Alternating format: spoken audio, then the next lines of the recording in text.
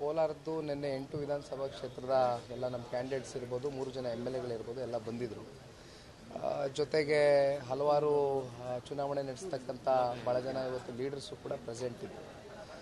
ಇವತ್ತು ಅದೇ ರೀತಿ ಮಂಡ್ಯ ಜಿಲ್ಲೆಗೆ ಸಂಬಂಧಪಟ್ಟಂತೆ 8 ವಿಧಾನಸಭಾ ಕ್ಷೇತ್ರ KR ನಗರನೂ ಸೇರಿದಂತೆ ಪ್ರತಿಯೊಬ್ಬರು ಬಂದಿದ್ದಾರೆ. ತಮ್ಮಣ್ಣ ಸಾಹೇಬರು ಇಲ್ಲೇ ಇದ್ದಾರೆ, ನಮ್ಮ ಜಿಲ್ಲಾಧ್ಯಕ್ಷರು.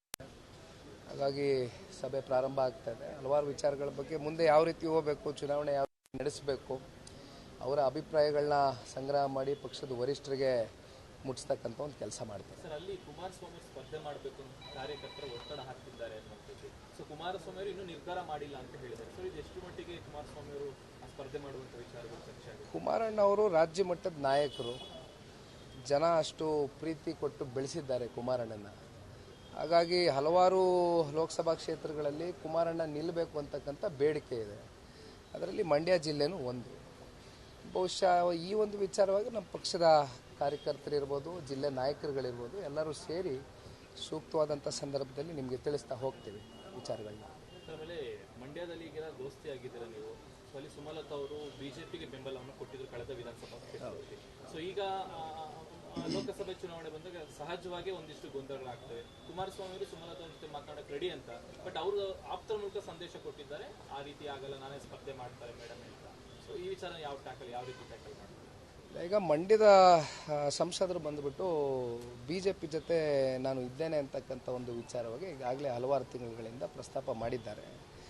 ಹಾಗಾಗಿ ಇವತ್ತು ಅವ್ರನ್ನೂ ವಿಶ್ವಾಸಕ್ಕೆ ತಗೊಂಡು ಹೋಗ್ತಕ್ಕಂಥದ್ದು, ಅವ್ರ ಜೊತೆನೂ ಕೂತಿ ಚರ್ಚೆ ಮಾಡ್ತಕ್ಕಂಥದ್ದು ಮುಂದಿನ ದಿನಗಳಲ್ಲಿ ಕುಮಾರಣ್ಣ ಅವರು ಮಾಡ್ತಾರೆ, ನಾವು ಮಾಡ್ತೇವೆ. ಅಲ್ಲ, ಅವರು ಆಪ್ತರ ಮೂಲಕ ಹೇಳಿಸಿದ್ದಾರೆ ಮೇಡಮ್ ಅವರೇ ಸ್ಪರ್ಧೆ ಮಾಡ್ತಾರೆ. ಇಲ್ಲ, ನಾನೇನು ಅದ್ರ ಬಗ್ಗೆ ಕೇಳಿಲ್ಲ ಸರ್, ನನಗೆ ಗೊತ್ತಿಲ್ಲ. ಮಾತಾಡಕ್ಕೆ ರೆಡಿ ಇದೆ ಕುಮಾರಸ್ವಾಮಿ ಅವರು ಹೇಳಿದಾಗೆ ಖಂಡಿತವಾಗ್ಲೂ ಮಾತಾಡೋಣ. ಇವಾಗ ಅವರು BJP ಜೊತೆಯಲ್ಲಿ ಇದ್ದೀನಿ ಅಂತ ಹೇಳಿದಾಗ ಪ್ರತಿಯೊಬ್ಬರನ್ನು ನಾವು ವಿಶ್ವಾಸಕ್ಕೆ ತಗೊಂಡು ಹೋಗ್ಬೇಕು. ಕಾರಣ ಏನಂದರೆ we are part of NDA today. ಹಾಗಾಗಿ ಪ್ರತಿಯೊಬ್ಬರನ್ನು ವಿಶ್ವಾಸಕ್ಕೆ ತಗೊಂಡು ಹೋಗ್ತಕ್ಕಂಥದ್ದು ಒಂದು ಜವಾಬ್ದಾರಿ ಇದೆ. ಮುಂದಿನ ದಿನಗಳಲ್ಲಿ ಮಾಡ್ತೇವೆ ನಾವು.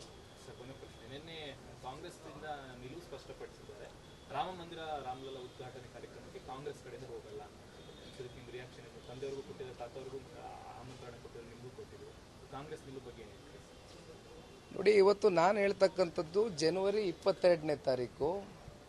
ಇವತ್ತು ಬಹುಶಃ ಒಂದು ಐತಿಹಾಸಿಕ ಅಂತ ಒಂದು ಕ್ಷಣ. ಪ್ರತಿಯೊಬ್ಬ ಭಾರತೀಯ ಪ್ರಜೆಗೂ ಕೂಡ ರಾಮ ಮಂದಿರ ಅಯೋಧ್ಯದಲ್ಲಿ ಇವತ್ತೇನು ಓಪನ್ ಆಗ್ತಾ ಇದೆ, ಇದು ಒಂದು ಐತಿಹಾಸಿಕವಾದಂಥ ಕ್ಷಣ. ಇದರಲ್ಲಿ ರಾಜಕಾರಣ ಬೆರೆಸ್ತಕ್ಕಂಥದ್ದು ನನ್ನ ಅಭಿಪ್ರಾಯದಲ್ಲಿ ಒಬ್ಬ ಯುವಕನಾಗಿ ಸರಿಯಲ್ಲ ಅಂತಕ್ಕಂಥದ್ದು ನನ್ನ ಭಾವನೆ. ಅವ್ರು ಹೇಳ್ತಿದ್ದಾರೆ BJP ರಾಜಕಾರಣ ಮಾಡ್ತಿದ್ದಾರೆ, ಇದನ್ನು ಚುನಾವಣೆಗೆ ಬಳಸ್ಕೊಂತಿದ್ದಾರೆ, ಅದಕ್ಕೆ ನಾವು ಹೋಗ್ತಿಲ್ಲ ಅನ್ನೋದು.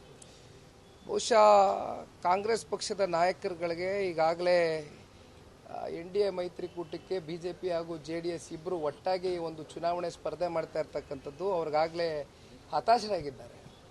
ಅವ್ರಿಗೆ ಒಂದು ಸೋಲಿನ ಭೀತಿ ಕಾಡ್ತಾ ಇದೆ. ಹಾಗಾಗಿ ಇವೆಲ್ಲ ಚರ್ಚೆ ಮಾಡ್ತಾ ಇದ್ದಾರೆ ಹೊರತುಪಡಿಸಿ ದಯಮಾಡಿ ಇದರಲ್ಲಿ ರಾಜಕೀಯ ಬೆರೆಸೋದು ಬೇಡ ಅಂತಕ್ಕಂಥದ್ದು ನನ್ನ ಒಂದು ಸಮುದಾಯದ ಓಲೈಕೆ ಅಥವಾ ಅದರ ಮತಗಳನ್ನ ಪಡೆಯೋದಕ್ಕೆ ಈ ರೀತಿಯಾದ ನಿರ್ಧಾರ. ಯಾಕಂದ್ರೆ ಬಹುಸಂಖ್ಯಾತರು ಹಿಂದೂ ಇರುವಂತದ್ದು. ಸೊ ಹಿಂದೂ ರಾಷ್ಟ್ರದಲ್ಲಿ ಅಥವಾ ಹಿಂದೂಸ್ತಾನದಲ್ಲಿ ಈ ರೀತಿಯಾದ ದೊಡ್ಡ ಫಂಕ್ಷನ್ ಆದಂತ ಸಂದರ್ಭದಲ್ಲಿ ರಾಜಕಾರಣ ಎಷ್ಟು ಮಟ್ಟಿಗೆ ಸರಿ ಒಂದು ಸಮುದಾಯದ ಹೋಲಿಕೆ ಮಾಡಕ್ಕೆ ಮುಂದಾಗಿದ್ದಾರೆ ಅಂತ ಅನ್ಸುತ್ತೆ ಸರ್?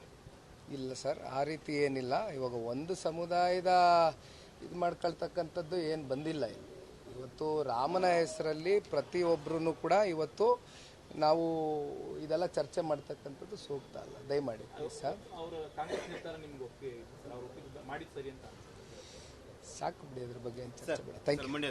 ಮಂಡ್ಯದಲ್ಲಿ CS ಪುಟ್ಟರಾಜು ಕೂಡ ಸ್ಪರ್ಧೆ ಮಾಡ್ತಾರೆ ಮಾತು ಕೇಳಿ ಬರ್ತಿದೆ, ಅಂದ್ರೆ ಆಕಾಂಕ್ಷಿ ಕೂಡ ಆಗಿದ್ದಾರೆ ಎಂಬ ಮಾತು.